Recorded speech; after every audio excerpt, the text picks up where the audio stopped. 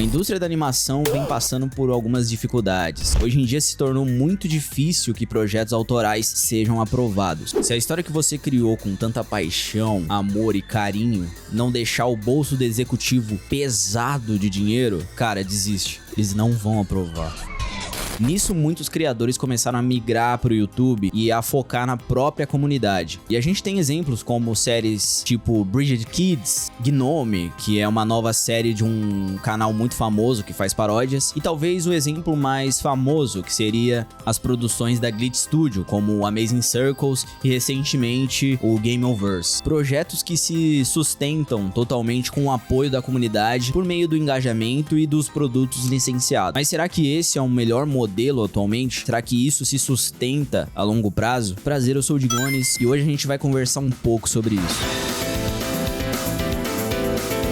Bom, então, a indústria da animação ela mudou bastante nesses últimos anos. Durante a pandemia, houve uma explosão no consumo de entretenimento por causa do isolamento social. E graças ao trabalho remoto, a produção de animações conseguiu continuar mesmo em meio às restrições. Nesse período, séries como Invencível, Arcane ou Castlevania ajudaram a aumentar ainda mais o interesse do público por animação e também por animação adulta, incentivando os estúdios a investir em novos projetos. Só que com o final do isolamento social, a situação começou a mudar. O número de assinantes começou a cair e o público diminuiu bastante. Então as plataformas de streaming perceberam que estavam gastando muito mais do que elas conseguiam sustentar. E aí a solução encontrada por muitas empresas foi simples: chutar a bunda da rapaziada. E foi aí que começou uma grande onda de demissões na indústria. O mercado começou a evitar riscos. E em vez de apostar em ideias originais, as empresas passaram a investir cada vez mais em sequências, remakes e propriedades que já possuem um público garantido. Não que antigamente fosse mais fácil aprovar um projeto autoral, mas hoje em dia parece que a situação está um pouco mais complicada.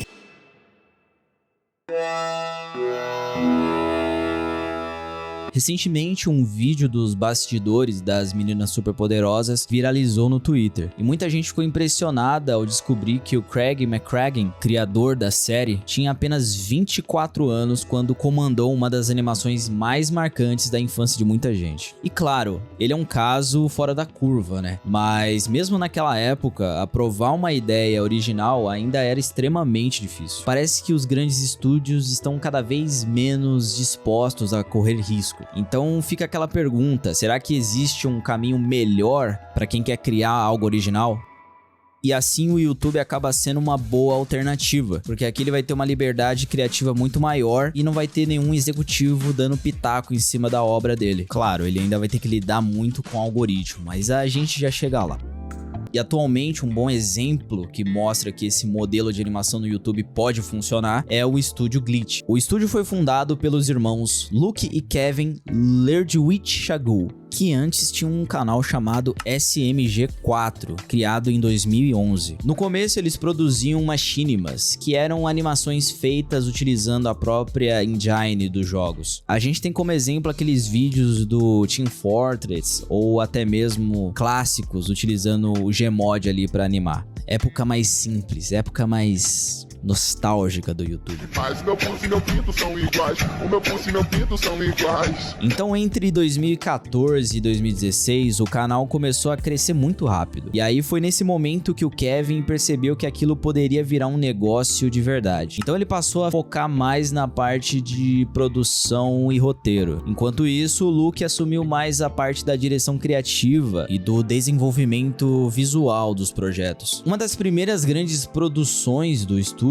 foi o Meta Runner, lançada em 2019. A série ela se passa em um futuro cyberpunk onde os esportes dominam completamente a cultura. A animação ainda não era muito refinada, né? Mas considerando que era um dos primeiros projetos autorais deles, o resultado até que era bem impressionante. Dá pra perceber bastante o uso de captura de movimento nas animações, o que me dava uma vaga lembrança daqueles filmes do Hot Wheels que passavam no SBT. E com todo esse conhecimento conhecimento em memes e cultura de internet, a Glitch ela tinha uma vantagem enorme em saber lidar com fandom, memes e principalmente com viralização. Foi juntando essa estética de memes e animação que surgiu o primeiro sucesso do estúdio. Você quer mesmo saber o que eu quero? Ai, não.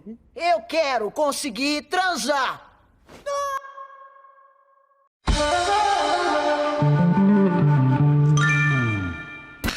Digital Circles foi o impulso que o estúdio precisava para realmente se consolidar no mercado indie. A história mistura horror psicológico com estética de desenho infantil. É aquela clássica ideia de algo que parece fofo e inocente, mas claramente tem alguma coisa muito errada acontecendo ali. O Hora de Aventura tinha um pouco dessa vibe também. O piloto da série foi um sucesso absurdo logo de cara, chegando a milhões de views em poucos meses e se tornando uma das animações indie mais assistidas do YouTube. E junto com isso vem um crescimento gigantesco da fanbase, gente fazendo meme, fanart, teoria, hentai. Com esse sucesso, a Glitch Studios acabou virando meio que o carro-chefe das produções autorais no YouTube. Começou a investir em mais projetos como o Distrito dos Lampejos, que acompanha Mel e sua família de criminosos tentando sobreviver em um mundo pós-apocalíptico cheio de mortos-vivos. Além da história ter me chamado a atenção, a animação aqui é muito boa. Eles usam bastante aquela técnica de reduzir o frame rate para deixar os movimentos mais travados e estilizados, algo que ficou extremamente popular depois do Aranhaverso. Muita gente fala que esse estilo já é meio saturado, porque muitos filmes começaram a copiar essa estética, mas eu sinceramente ainda acho muito bonito de assistir. E os designs dos personagens ajudam muito também. Como eu curto essa parada de personagens mais estranhos e uma estética mais suja, o visual dessa série já me pegou logo de cara. A Glitch ela vem fazendo números absurdos com as suas produções, mas mesmo com tantas views, ainda não dá para sustentar projetos desse tamanho só com monetização. O YouTube ele é impiedoso e cobra uma frequência absurda dos criadores. E para quem trabalha com animação, é quase impossível manter uma constância boa. Por causa disso, a Glitch teve que precisar investir pesado em outra área, o merchandising.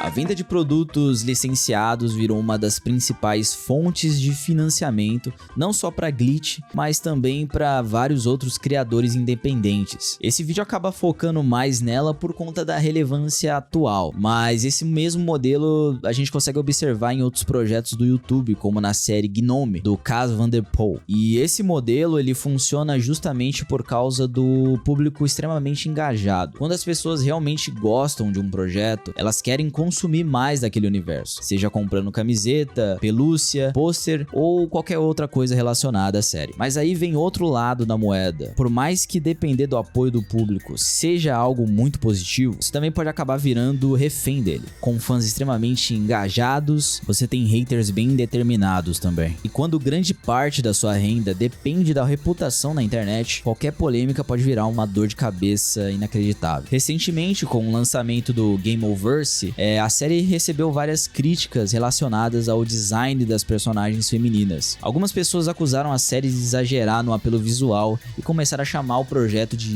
Gunnerbait ou Gunnerslop. Já em outra série chamada Planetrônica, ela também recebeu críticas bem parecidas, com gente acusando a série de ser focada demais em fanservice masculino. Já a criadora de Amazing Digital Circles chegou até a trancar a própria conta no Reddit depois de ataques de fãs irritados com alguns rumos da história. E fora isso, também existem muitas críticas às animações indie por conta de roteiros que nem sempre são tão bem desenvolvidos. Até porque é bem difícil você ser um ótimo animador e ao mesmo tempo também ser um ótimo escritor, roteirista. São habilidades diferentes. Menos eu, né? Eu sei fazer tudo. Mas mesmo com todos esses problemas, eu ainda acredito que a internet pode ser sim uma oportunidade gigantesca para animadores iniciantes mostrarem os seus projetos para o mundo. Claro que nem todo mundo vai conseguir crescer no nível da Glitch e viver só disso, é algo bem complexo que leva anos e você precisa ter já uma estabilidade financeira também, mas trabalhar para a indústria tradicional ainda acaba sendo um caminho mais estável financeiramente, mesmo com todos os problemas de demissões ou o risco iminente da IA matar todo mundo, um profissional capacitado ainda vai ser muito importante e manter um padrão de qualidade. Mas é muito foda ver cada vez mais projetos aparecendo no YouTube, como Gnomes, como tem uma parte do Adult Swim ali chamada Adult Swim Smalls, que eles são focados em curtas independentes. Projetos como Breed Kids, e agora ele tem um outro que é o Jake Renaissance, também, que tem esse estilo de diálogo bem bacana.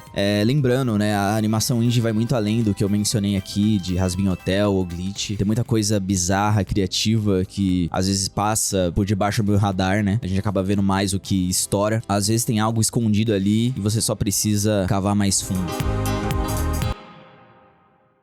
O vídeo de hoje fica por aqui, pessoal. Se você tá com uma ideia na sua cabeça e não sabe como animar, dá uma olhada no meu curso de animação básica aí na descrição. Ele é focado em pessoas que nunca animaram antes e querem começar a criar suas próprias animações. O curso é mais voltado pro Adobe Animate, mas princípios de animação funcionam em qualquer programa. Comenta aí o que você achou do vídeo, vê se a edição tá boa, o timing, roteiro. Comenta se você quer que eu fale de algum tema específico. Agora você pode se tornar membro do canal e me ajudar a produzir mais vídeos. Se tornando membro, você tem acesso a alguns conteúdos exclusivos, tipo o podcast Locadora, com eu e meu amigo Drops, onde a gente vai falar sobre assuntos dos videogames, filmes. Tem entrevistas com outros animadores, tipo Peixe Aquático e Nick Nir, onde a gente conversou sobre Newgrounds e umas coisas bem legais. E eu ainda tô pensando em mais conteúdos pra colocar nos membros, então se vocês tiverem ideias aí de coisas extras, pode mandar nos comentários aí também. E se você ainda quer ver mais coisa, tem esse vídeo aqui onde eu falo sobre Invasor Zim e as bizarrices dessa série. Um abraço pra sua mãe Maria e tchau.